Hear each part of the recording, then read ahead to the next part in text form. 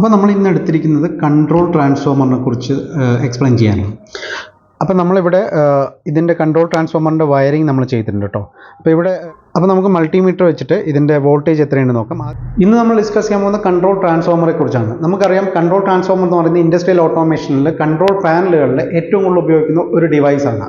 അതുകൊണ്ട് തന്നെ അതെന്താണെന്നും അതെങ്ങനെയാണ് വർക്ക് ചെയ്യുന്നതെന്നും നമ്മൾ ഇന്ന് നോക്കാൻ പോവാണ്. നമുക്ക് നേരെ വീഡിയോയിലേക്ക് പോകാം. വിഷൻ കൺട്രോൾസിൻ്റെ ലേണിംഗ് ആൻഡ് സൊല്യൂഷൻ പ്രൊവൈഡ് ചാനലിലേക്ക് എല്ലാവർക്കും സ്വാഗതം.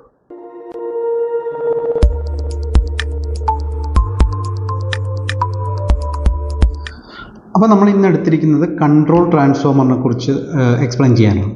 അപ്പോൾ ഈ കൺട്രോൾ ട്രാൻസ്ഫോമർ എന്തിനാണ് ഉപയോഗിക്കുന്നത് വെച്ചാൽ, അതായത് 3 ഫേസ് വോൾട്ടേജിനെ സ്റ്റെപ്പ് ഡൗൺ ചെയ്തിട്ട് നമ്മൾ കൺട്രോൾ വയറിങ്ങിനായിട്ട് 230 വോൾട്ടേജ് ഉപയോഗിക്കാൻ വേണ്ടിയിട്ടാണ് ഈ കൺട്രോൾ ട്രാൻസ്ഫോമർ ഉപയോഗിക്കുന്നത്. അതായത് നമ്മളിവിടെ കൊടുക്കുന്നത് 3 ഫേസ് ആയിരിക്കും ഇൻപുട്ടായിട്ട് കൊടുക്കാം. 3 ഫേസ് മീൻസ് ഏതെങ്കിലും ഒരു 2 ഫേസേ നമ്മൾ കൊടുക്കുള്ളൂ, 3 ഫേസ് കൊടുക്കാറില്ല. 0-ലും 440 അല്ലെങ്കിൽ 420 അല്ലെങ്കിൽ 400 ഏതാണോ അവിടെ വരുന്ന റേഞ്ച് അതിനനുസരിച്ചിട്ട് നമ്മൾ 2 വയറാണ് ഇവിടെ കണക്ട് ചെയ്യുക. പിന്നെ നമുക്ക് ഔട്ട്പുട്ട് വരുന്നത് 0-യും 220 ആണ്. ഇത് എന്തിനാണ് നമ്മളിത് കൊടുക്കുന്നതെന്ന് വെച്ച് കഴിഞ്ഞാൽ, പൊതുവേ നമുക്കൊരു ഇഷ്യൂ വരുന്നത് ആണ് ഈ വോൾട്ടേജ് ഫ്ലക്ച്വേഷൻസ്. സഡനായിട്ട് വരുന്ന സ്പൈക്ക് കാരണം നമ്മളുടെ പാനലിനകത്തിരിക്കുന്ന മിക്കവാറും സാധനങ്ങൾ അടിച്ചു പോകാറുണ്ട്. അപ്പോൾ ആ ഒരു പ്രോബ്ലം നമ്മൾ ഒഴിവാക്കാൻ വേണ്ടിയിട്ടാണ് കൺട്രോൾ ട്രാൻസ്ഫോമർ വെക്കുന്നത്. അങ്ങനെ വെക്കുന്നത് കൊണ്ട് എന്താ, സഡനായിട്ട് വരുന്ന ഒരു ഫ്ലക്ച്വേഷൻസ് ഇത് ഓവർകം ചെയ്യും, അതായത് കൺട്രോൾ ട്രാൻസ്ഫോമർ ഓവർകം ചെയ്യും. അപ്പോൾ അതുമാത്രമല്ല, നമ്മൾ എർത്തുമായി ബന്ധപ്പെട്ട് പല പ്രോബ്ലംസ് ഉണ്ടാവാറുണ്ട്. അതായത് പാനലിനകത്ത് നമ്മൾ എർത്ത് കണക്ട് ചെയ്തിട്ടുണ്ടെങ്കിൽ ആ എർത്ത് പല രീതിയിലും റിട്ടേൺ വോൾട്ടേജ് ആയിട്ട് വന്ന് നമ്മുടെ പ്രോഡക്റ്റിന് ഡാമേജ് ആക്കാൻ സാധ്യതയുണ്ട്. അതായത് PLC ആയാലും HMI ആണെങ്കിലും അതുപോലെ SMPS ആണെങ്കിലും ഇതെല്ലാം കണക്റ്റഡ് ആണ്. അപ്പോൾ എർത്ത് വഴി എവിടെയെങ്കിലും ഷോർട്ടേജ് ഉണ്ടെങ്കിൽ അത് റിവേഴ്സ് വന്ന് ഇതിനകത്ത് പ്രോബ്ലം വരാൻ സാധ്യതയുണ്ട്. അതുകൊണ്ട് നമ്മൾ എന്താ ചെയ്യുന്നത് വെച്ചാൽ, ഈ കൺട്രോൾ ട്രാൻസ്ഫോമറിൽ നിന്ന് വരുന്ന ഈ 0-230 ഈ വോൾട്ടേജ്, അതായത് 230 വോൾട്ടേജ് ഇവിടെ നിന്ന് കൊണ്ടുപോയിട്ടാണ് നമ്മൾ എല്ലാ വയറിങ്ങും ചെയ്യുന്നത്. അതുകൊണ്ട് തന്നെ എന്താ ഗുണം എന്ന് വെച്ച് കഴിഞ്ഞാൽ, എന്തെങ്കിലും പ്രോബ്ലം ഉണ്ടെങ്കിൽ ഈ കൺട്രോൾ ട്രാൻസ്ഫോമർ ആയിരിക്കും കംപ്ലൈൻറ്റ് വരിക. ഇതിന് പുറത്തുള്ള ഒരു ഐറ്റംസിനും പ്രോബ്ലംസ് വരാൻ ചാൻസ് ഇല്ല. അത് എന്തുകൊണ്ടാണെന്ന് വെച്ചാൽ, ഇവിടെ നമ്മളൊരു ഫ്യൂസ്, ഈ കൺട്രോൾ ട്രാൻസ്ഫോമറിനകത്ത് 2 ഫ്യൂസ് കൊടുത്തിട്ടുണ്ട്. ഓക്കെ, അത് ഞാൻ കാണിച്ചു തരാം. അപ്പോൾ നമ്മൾ ഇതുണ്ടോ, ഈ ഫ്യൂസ് ഉള്ളത് കൊണ്ട് തന്നെ ഇമ്മീഡിയറ്റ് ആയിട്ട് എന്താവും, ട്രിപ്പാവും. നമുക്ക് മാക്സിമം പോയാൽ ഈ ഫ്യൂസ് മാറ്റിയിടണം, അത്രേ നമുക്ക് വരാവുന്ന പ്രോബ്ലംസ് ഉള്ളൂ.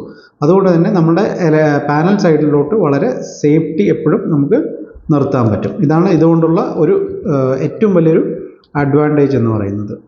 ഇനി നമുക്ക് ഇതിൻ്റെ വയറിങ്ങിൻ്റെ കാര്യം ഒന്ന് പറയാം. അതായത് വയറിംഗ് അല്ല, ഇതിൻ്റെ സ്പെക്കിൻ്റെ കാര്യം പറയാം. ഇവിടെ 50 ഹെർട്സ് ആണ്.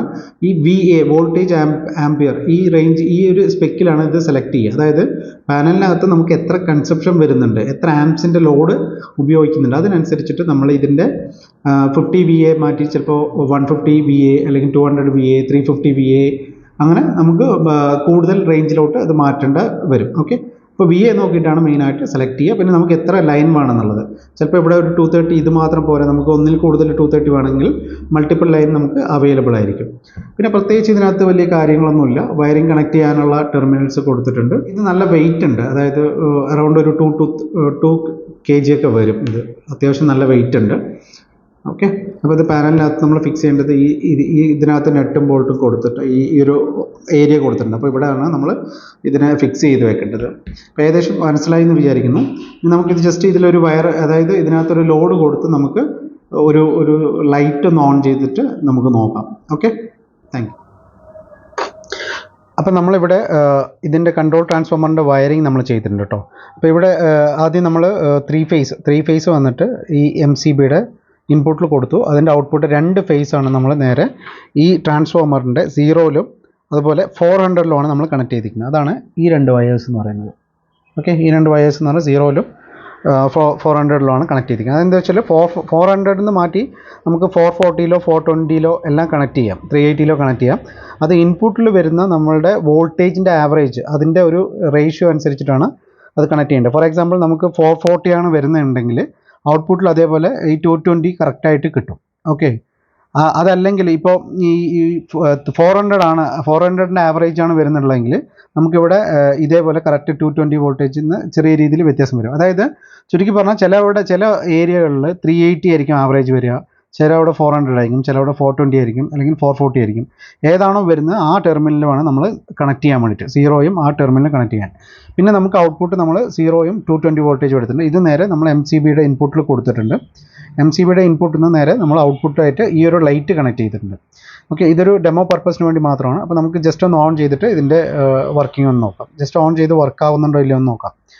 ഓക്കെ, ഇപ്പോൾ ഇത് ഓണാണ്. ഓക്കെ, ഇത്രയേ ഉള്ളൂ. ഇനി നമുക്ക് ഇത് വോൾട്ടേജ് കൂടെ മെഷർ ചെയ്ത് കഴിഞ്ഞാൽ ഇതിൻ്റെ കുറച്ചുകൂടെ നമുക്ക് ക്ലാരിറ്റി കിട്ടും. അപ്പോൾ നമുക്ക് മൾട്ടിമീറ്റർ വെച്ചിട്ട് ഇതിൻ്റെ വോൾട്ടേജ് എത്രയുണ്ട് നോക്കാം. ആദ്യം നമുക്ക് ഫേസ് ടു ഫേസ് എത്രയുണ്ട് നോക്കാം. ഇപ്പോൾ MCBൻ്റെ 2 ടെർമിനൽ നമ്മൾ കണക്ട് ചെയ്യുന്നുണ്ട്. എത്ര വോൾട്ടേജ് ആണ്? 380 ആണ് അതിൽ വരുന്ന വോൾട്ടേജ്. ഓക്കെ, ഇനി നമുക്ക് ഇതേ തന്നെ കൺട്രോൾ ട്രാൻസ്ഫോമറിൻ്റെ ഔട്ട്പുട്ടിൽ എത്രയാണ് വരുന്നത് നോക്കാം.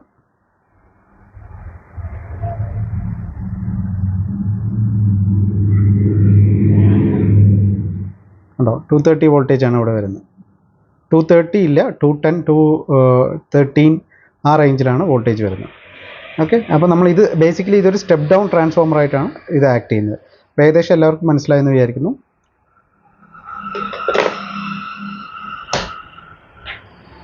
അപ്പോൾ നമുക്ക് അടുത്തൊരു ഇൻട്രസ്റ്റിംഗ് വീഡിയോയിൽ വീണ്ടും കാണാം.